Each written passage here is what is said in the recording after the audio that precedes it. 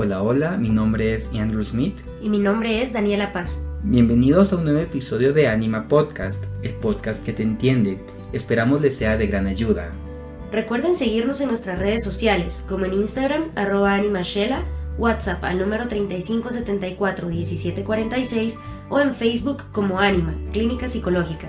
Pueden escribirnos cualquier duda que quisieran resolver en próximos episodios o darnos sugerencias de temas que les gustaría escuchar. Que lo disfruten. Perfecto, bienvenidos a este nuevo capítulo. Ya como han podido ver en el título, queremos hablar sobre dos conceptos muy interesantes que de hecho nos han pedido varias veces en nuestras redes sociales, que sentimos de que no han sido representados correctamente en diferentes películas, en diferentes series, y queremos en sí solucionar cualquier duda que se presente y a la vez asociarlo con una película que creo que aquí todos o la mayoría hemos visto, ¿verdad? El Joker. Este personaje nos ha llamado muchísimo la atención y hoy vamos a hablar un poquito sobre qué creemos que es. Si al final es sociópata o es psicópata, y en el camino vamos a ir explicando estos dos términos. Perfecto, sí, entonces vamos a comenzar, ¿verdad? Hablando de terminología psicológica y psiquiátrica, ¿verdad? Que pienso que es importante que platiquemos acerca de eso para que todos nos entendamos y que ustedes también puedan comprendernos al momento de ir explicando paso a paso, concepto tras concepto acerca de el Joker. Bueno, yo quisiera comenzar mencionando, ¿verdad?, de que vamos a centrarnos en dos manuales. El primero sería la CIE-10, que es el manual de enfermedades de la OMS, la Organización Mundial de la Salud, y por otro lado tenemos también lo que es el manual de trastornos de la Asociación Americana de Psicología, APA. Ambos pues tienen términos similares que se definen de forma muy parecida, pero en cuanto a en sí el orden de los trastornos y cómo están representados difieren un poco, ¿verdad? Entonces vamos a comenzar hablando principalmente de la CIE-10, en la cual encontramos el trastorno asocial de la personalidad. Y bueno, ¿qué es esto, no? ¿Qué es el trastorno asocial de la personalidad? Este es un trastorno que es caracterizado por el descuido de las obligaciones sociales y el endurecimiento de los sentimientos hacia los demás. Es decir, la persona tiene un problema con su empatía, con sus relaciones interpersonales. Aquí pues hay una disparidad frente a lo que son las reglas, frente a lo que son los estatutos sociales, y por lo mismo entonces hay un nivel bajo de tolerancia a todo aquello que se encuentra en el entorno. Asimismo, hay una descarga agresiva frente a los demás, incluso se puede ser violento. Asimismo, pues hay mucha tendencia a culpar a los demás de los propios errores debido a que no se tiene una correcta interrelación con los seres humanos en general. Y el comportamiento de estas personas usualmente conlleva el conflicto. No se rigen respecto a las normas que entre comillas nosotros llamamos normales, y es por eso que sus relaciones interpersonales tienden a ser un tanto bizarras. Así es, y bueno, tenemos 5 diferentes especificadores. Tenemos la personalidad amoral, antisocial, asocial y pues como habrán adivinado, psicopática y sociopática. Entonces, ya que hablamos un poquito de este trastorno y de sus 5 especificadores, vamos a empezar a definir ya estos últimos dos. Vamos a empezar con qué es una persona psicópata. Bueno, hay que empezar que una persona psicópata no está en contacto con sus propias emociones. Es decir, no va a presentar ningún tipo de remordimiento sobre los hechos delictivos que va a hacer, los crímenes, las atrocidades que está realizando. Va a poder comportarse de una forma normal, tal vez hasta casi antipática, y pues como digo, no va a presentar nada de culpa. Su predisposición es genética, es decir, es heredada, no se presenta, o su origen no se presenta a través del entorno, y son personas bastante manipuladoras y controladoras, es decir, van a calcular cada momento, cada movimiento, cada segundo de lo que van a hacer, para tratar de no cometer ningún tipo de error, para tratar de no dejar ninguna prueba, ningún rastro que lo guíen hacia él. Y por último, va a tener cero empatía. O sea, no solo no va a estar conectado con sus emociones, sino tampoco va a estar conectado con las emociones de otras personas. Las va a ver simplemente como objetos como cosas que puede hacer y deshacer. Y pues bueno, esa vendría a ser, esas son las características de una persona psicópata. Muy bien, por otro lado, entonces tenemos lo que es la sociopatía y pues cómo es una persona sociópata. La diferencia radical que vemos entre la psicopatía y la sociopatía es que en este caso hay un contacto con las propias emociones y asimismo con las emociones de los demás. Se tiene un poco más de empatía y comprensión frente a las personas que se encuentran a su alrededor y cómo afectan sus actos de frente a estas personas. Asimismo, pueden presentar mayor remordimiento sobre sus actos, tienden a responsabilizarse un poco más respecto a la consecución de sus obras y el origen de este viene a ser más que todo el entorno. Pueden ser traumas, pueden ser abusos, algún evento que haya sido importante en el pasado de estas personas, pues tiende entonces a desencadenar la sintomatología que lo lleva a encasillarse en la sociopatía. Otra diferencia importante es que son un tanto más impulsivos, no planean ni piensan tanto en la consecución de sus actos, sino más bien se dejan únicamente llevar por ese contacto tan genuino con sus propias emociones y es por eso que las conductas tienden a ser descontroladas.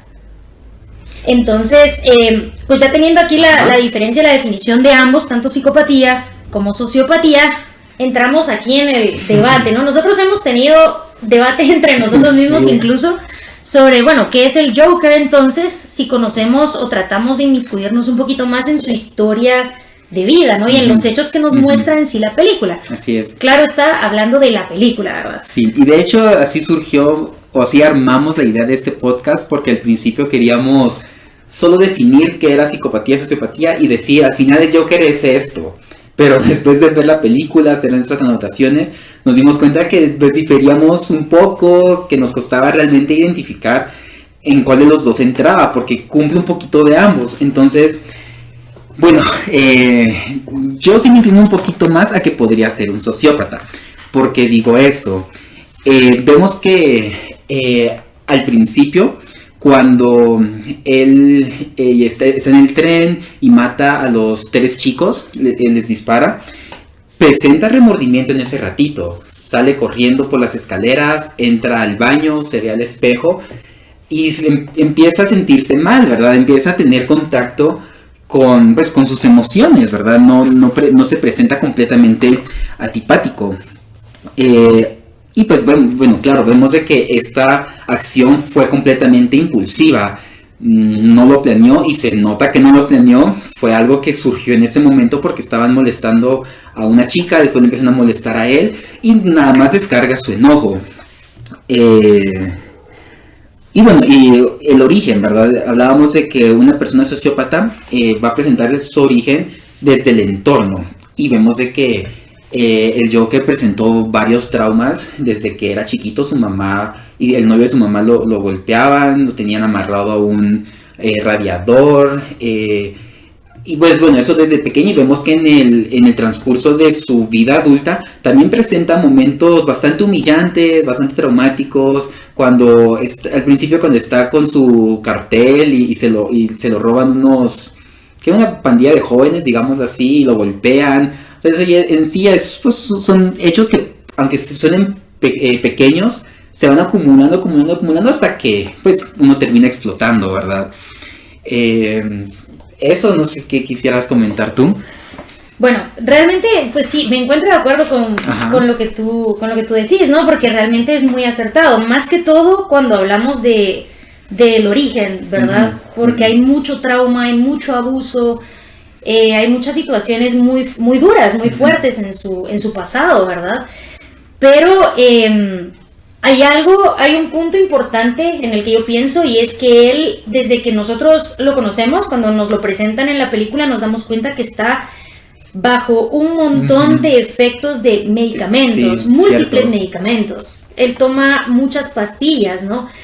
Entonces yo lo que pienso es que quizás el Joker pueda ser un psicópata que estuvo inhibido o que estuvo su conducta inervada debido a la medicación por mucho tiempo y en la medida que él suelta la medicina, porque eso pues lo vamos viendo paulatinamente a lo largo de la película, entonces nos damos cuenta de de esa liberación en su conducta, ¿no? Ujú. Y de hecho hay un momento, un punto en la película en donde él dice que está harto, que ya es cuando vamos llegando al final, ¿verdad? Está harto de pretender que matar no es divertido. Ujú. Y ahí es donde ya vemos algo estructurado, pienso yo, cuando él lleva la pistola donde Murray, ¿verdad? Ajá. Y él pensaba en Ahí sí asesinarlo. ahí sí está planificando más. Entonces pienso que como que ya vamos viendo a un psicópata como tal, ¿verdad? Terminado de moldearse a sí mismo, luego de ser él mismo sin estar inervado por la medicación. Otra cosa es que, bueno, el psicópata, como tú mencionabas, ¿verdad? Tiene el origen de la psicopatía, viene más que todo por la genética Ujú. o heredado. Y este es un punto difícil de tocar en esta película porque, pues en teoría, él es adoptado. Entonces no podemos estar del todo seguros, Ajá. ¿verdad? De si él...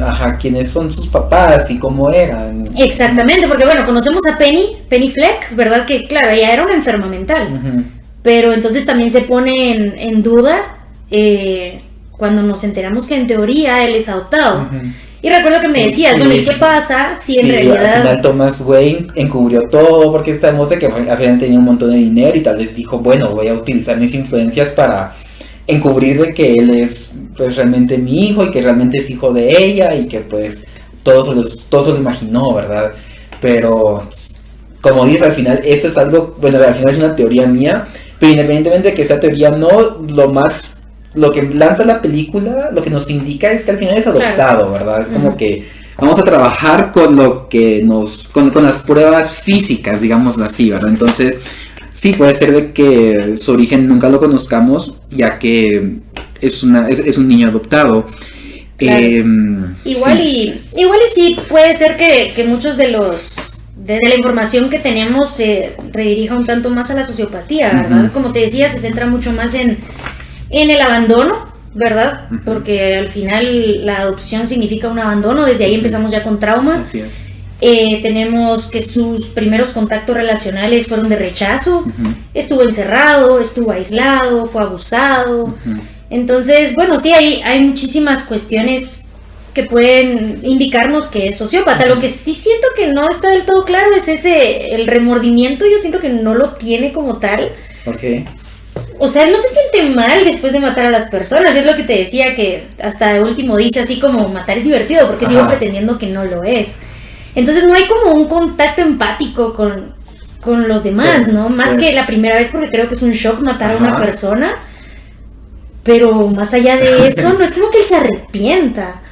Bueno, podría ser que, bueno, es que aquí entra justo lo que tú dices, porque todavía estaba bajo efectos de la medicación cuando mató a los tres jóvenes en el tren. Entonces solo pudo haber estado inervado, porque me recuerdo que normal no se presentó en el baño, o sea, no estaba en el baño así tranquilo, o sea, sí presentó un poquito de gritos, pero no gritos como que de alegría, se notaba bueno, como dices, ¿verdad? Su shock, pero ya solo el hecho de decir estaba en shock significa que si está como que en contacto al menos con una parte de sus emociones. Tal vez si no presentó emociones cuando estaba en el tren y los chicos estaban molestando a la chica, porque no se presentó indiferente hacia ella, sino fue más como quisiera ayudarla, pero pues igual no puedo y se puso a reír. No sé si me equivoco, Sí. o le estoy recordando mal. Sí, de hecho así es, claro, sí, tienes razón, se muestra un tanto empático hacia ella, pero no de frente a una conducta propia. O sea, estamos hablando de más como, bueno, yo reconozco que esto está bien y esto está mal y ellos están haciendo daño. Y que estoy lastimando personalmente a alguien más. Exactamente, pero él no estaba involucrado y sus emociones tampoco lo estaban, más allá de la empatía, digamos, que vimos. Pero también recordemos que en este momento de la película él seguía medicado, o sea, apenas estaba saliendo de que le dijeron que ya no le iban a dar medicina, ¿no? Pues no sé, como te digo, es complejo. Sí, al final, o sea, tampoco cuando yo dije que estaba un poquito más inclinado, tampoco digo, yo estoy 100% seguro que es sociópata y lo voy a defender a capa y espada, porque sí, acepto la parte de Murray, creo que era, ¿verdad? Murray se llama, el presentador, lo mata y ya después cuando lo llevan en la patrulla y está como que toda la revolución, digámoslo así, y choca la patrulla, él sale del carro, se para encima de él y empieza como que a contemplar lo que había logrado, el quién soy, lo que represento, y hasta pues se sentía grande, ¿verdad? Cosa que creo que no encajaría tanto en un sociópata, sino en un psicópata. Sí, exacto, y es lo que te digo, ¿verdad? Finalmente lo vemos tal cual él es, ¿verdad? Como que ya por fin logró salir de la caja, ¿verdad? En la cual estuvo encerrada por tanto tiempo, incluso, no sé, como que encuentra refugio en acabar con lo que hace daño, ¿no? Se encuentra satisfecho de sentir ese poder sobre la vida y la muerte, ¿verdad? Y poder terminar con todo aquello que quizás lo lastima o que lo hace sentir menos o que lo desvaloriza como estuvo tan acostumbrado por tanto tiempo, ¿no? Entonces él tomar ese poder y sentirse alabado incluso, solo reafirma esta conducta psicopática, ¿verdad? Pero creo que sí, no vamos, justo es el objetivo de este episodio, ¿verdad? Que podamos compartir un poco estas ideas y que en sí la conclusión sea de que no podemos llegar a una conclusión real, pero... Sí, hemos hablado pues de muchas cosas y el hecho de no conocer quizás su origen nos deja mucha duda. Exacto.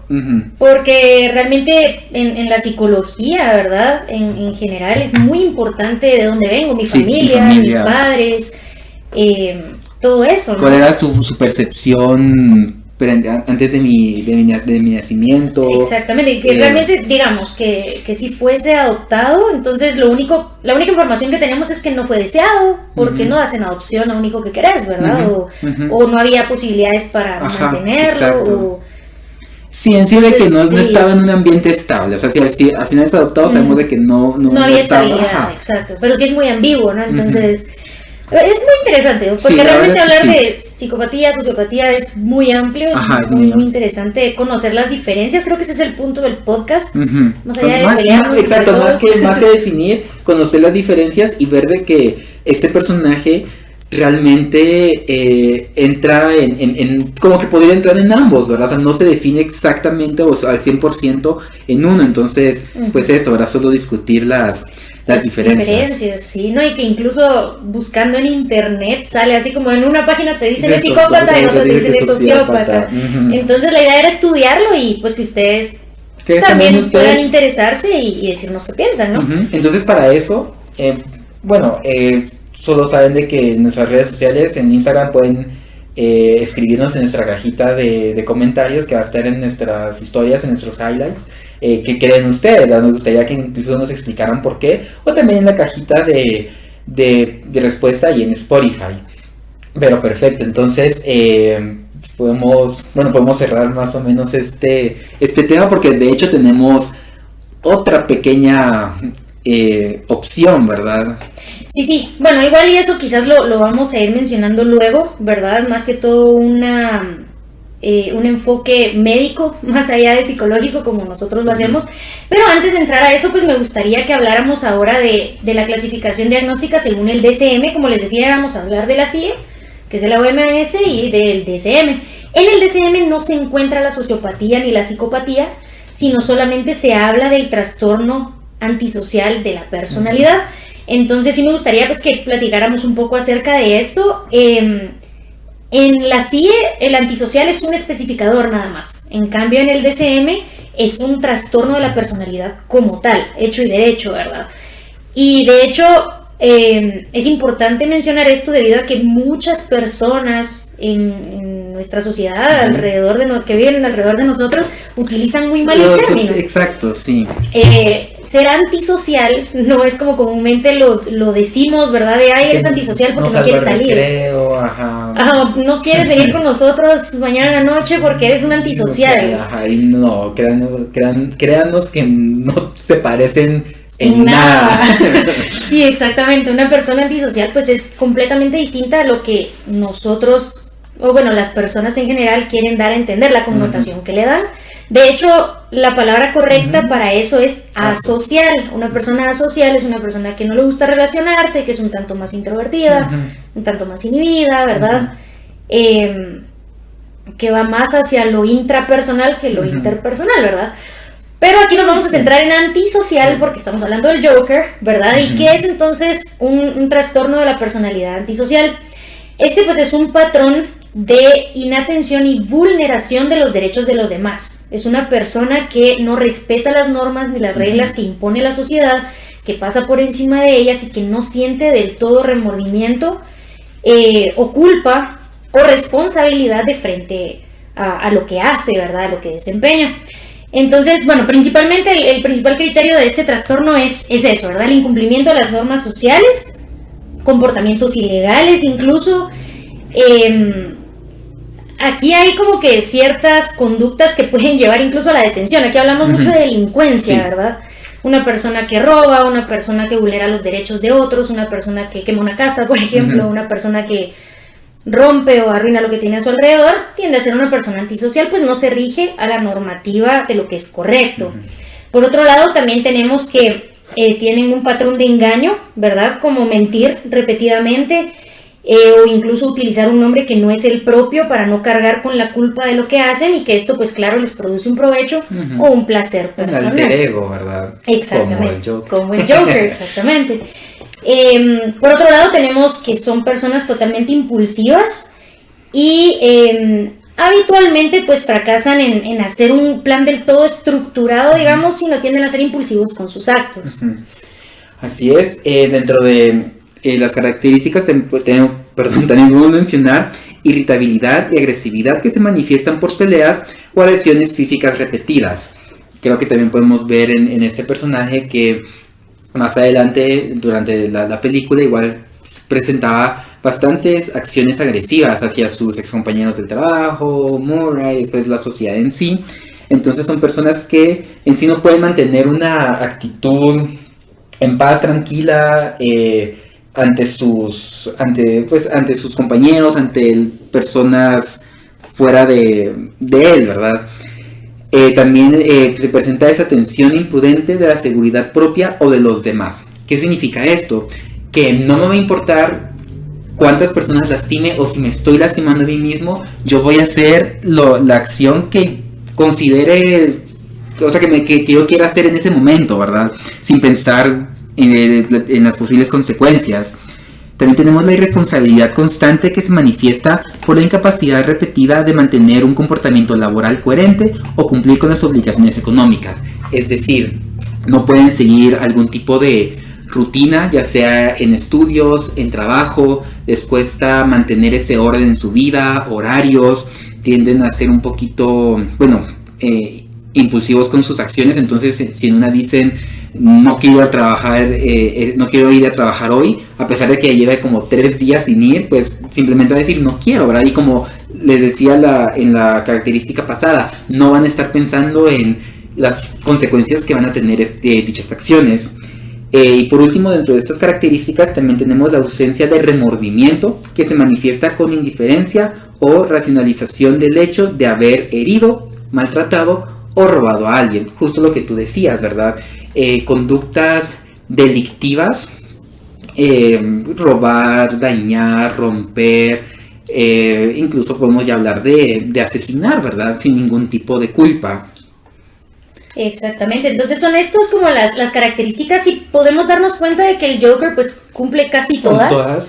Cumple casi todas, ¿verdad? Son poquitas las que no como que reafirman en sí. Pero tampoco es que esté tan alejado. Sí, exactamente, de hecho empecemos por hablar de matar, ¿no? O sea, si hacemos el recuento de las personas que mata en la película, mata a su mamá.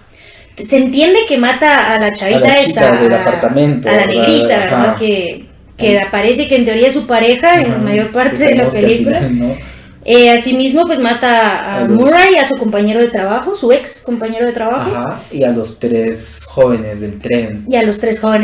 Entonces, y eso sobre la película, porque sabemos que en teoría el personaje, bueno, de hecho va a venir una segunda película, vamos a ver más o menos. Incluso a la psiquiatra que lo está atendiendo al final de la película, porque te recuerdas que él sale con los pies manchados de sangre. Sí, es cierto. Sí, entonces vemos este patrón de violencia, ¿verdad? No hay remordimiento tampoco con ninguna de las muertes. Bueno, solo hemos hablado de la primera, de las primeras tres. Pero en todas las demás no. Pero o sea, realmente... ¿cómo puedes matar a tu mamá? Primero en el estado en el que estaba, ¿verdad? Completamente, ¿cómo se dice? Indefendida. Indefensa. Indefensa, perdón. Estoy inventándome palabras, pero sí, indefensa, completamente indefensa, en una cama de hospital, sin poder moverse.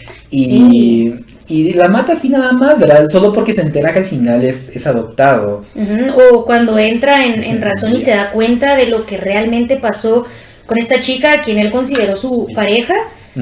Y solo no inerva su conducta y no piensa en la niña tampoco, porque la niña en teoría estaba en casa, ¿verdad? Cuando él entra y finalmente ya solo lo vemos salir y luego vemos las luces de la patrulla, se presume que la mató. Entonces sí, no hay conciencia de esto está bien, esto está mal, simplemente esto suple mi necesidad, ¿verdad? Esta necesidad de saltarme, ¿verdad? Las reglas, de saltarme el comportamiento adecuado y es así como él se atribuye a sí mismo todo eso. Incluso ahorita que lo pienso, mucho fue solo una forma de lidiar con su frustración. O sea, hablábamos de que una persona antisocial no tiene un buen manejo de su frustración, ¿verdad? Incluso lo hablábamos dentro de la personalidad, de la asociación de la personalidad en la CIE 10. Y él se sentía frustrado con enterarse de que la chica con la que salía realmente no era real nada, ¿verdad? ¿Qué hizo? La mató. Se sentía frustrado de que su mamá probablemente no era su verdadera mamá y que le mintió. ¿Qué hizo? La mató. Sí, después se sentía... O sea, sí, todo fue frustrado. Sí, incluso las tres primeras muertes, ¿verdad? Que estaba como irritado, frustrado de la situación en sí y mató. Y vemos perfectamente la correlación de las características que estamos hablando. Y la Moore que se burlaba de él. O sea, estaba resentido. Él estaba resentido y encontró el momento perfecto para vengarse, por decirlo y lanzar un mensaje. Un mensaje calculado. Exactamente. Entonces, sí, realmente... se encaja bastante bien, es una muy buena representación en una persona, ¿verdad? De lo que es ser antisocial, para que pues nos quede claro a todos ahora y que no confundamos la terminología, debido a que sí es bastante distinto un término al otro. Sí, ¿verdad? Asocial, antisocial, nada parecido, la verdad. Exactamente. Entonces, pues eso es algo importante y luego podemos hablar también, ¿verdad? De que como trastorno comórbido encontramos rasgos de esquizofrenia. Exacto. Bueno, la esquizofrenia se define por características muy puntuales. El hecho de que la persona presente delirios, que presente alucinaciones, y vamos a hablar también de la presencia de comportamiento motor anómalo. Es decir, un comportamiento no esperado, no normal en una persona. Y pues creo que se ven bastante bien estos tres, ¿verdad? Por ejemplo, sin ir tan lejos, lo que ya mencionamos, alucinaciones. Todas las citas que tuvo con la chica fueron completamente imaginarias y después lo muestran, ¿verdad? O sea, realmente ahí sí no queda nada a interpretación. Delirios, que él en el bar en donde estaba presentando sus chistes, delirio de grandeza. Exacto, él sentía que realmente estaba siendo gracioso. Y que se reía de sus chistes. Y vemos que realmente no lo era, ¿verdad? Sí, exacto. Y pues el comportamiento motor, vemos de que, de hecho, durante toda la película se mueve raro, camina raro, extraños, las manos. Como catatónicos, ¿no? Catatónicos me refiero a que como rígidos, sus movimientos eran extraños. Y bueno, otro rasgo que conocemos en psicología que nos deja ver si hay esquizofrenia son los tachones, los rayones, los manchones. En su libreta. Y en su libreta tenía muchos. Muchísimos. Entonces es algo que llama la atención y que en definitiva puede denotar esquizofrenia. Y sí, realmente vemos de que no llevaba ningún tipo de orden, control. En su libreta tenía hasta imágenes de desnudos. Sí, o sea, no era una conducta, no presentaba ningún tipo de conducta normal o esperada, ¿verdad?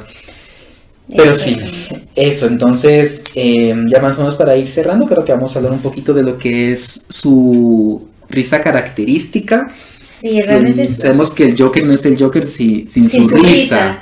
Exacto, y realmente, bueno, nosotros Vamos a hablar de la risa desde un foco clínico, ¿verdad? Sí, como psicólogos clínicos. Médico. Y luego vamos a hablar un poquito de lo que investigamos acerca de la condición médica en la cual él podía encontrarse, ¿verdad? Platicando con Marcos, pues nosotros hablábamos de la risa más bien como un mecanismo de defensa. Esta risa descontrolada que podía estar denotando una constricción de su expresión emocional.